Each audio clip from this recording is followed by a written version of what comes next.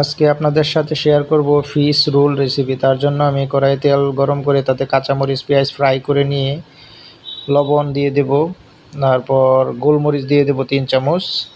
তারপর আগে থেকে পেস্ট করে রাখা গাজর এবং আলু মিক্স করে দিয়ে ভালোভাবে ফ্রাই করে নামিয়ে নিয়ে আমি এখানে ফ্রাই করা ফিশ অ্যাড করে দিয়ে একটা পেস্ট তৈরি করে নেব। তারপর আমি এখানে চাউল ব্লেন্ডিং করে যে গুলা করেছি সেটা দিয়ে রুটি বানিয়ে নেব, পাটিসাপটা রুটি যেটাকে বলে, দোসা সিস্টেম। তারপর রোল প্যাচিংয়ে চলে যাব, রোল মেকিং প্রসেসে চলে যাব। আমি এখানে রুটিগুলো ফ্রাই করে তার ভিতরে পেস্ট ভরে দিয়ে 2 সাইড বন্ধ করে এইভাবে বানিয়ে নেব। এই যে ভিতরে পেস্ট দিলাম, 2টা সাইড বন্ধ করলাম, তারপর এটা গোল করে রোল করে নেব। ব্যাস এইভাবেই আমি প্রত্যেকটি রোল তৈরি করব। আজকে 160 পিস রোল তৈরি করতে হবে ইভিনিং নাস্তার জন্য।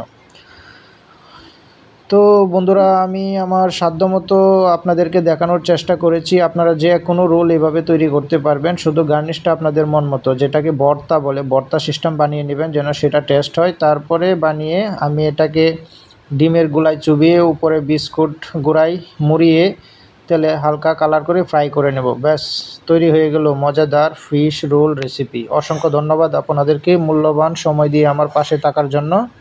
সবার প্রতি সালাম এবং সবার সুস্বাস্থ্য কামনা করে আমার ভিডিও এখানে শেষ করতেছি। সবাই পাশে থাকবেন। আল্লাহ হাফেজ।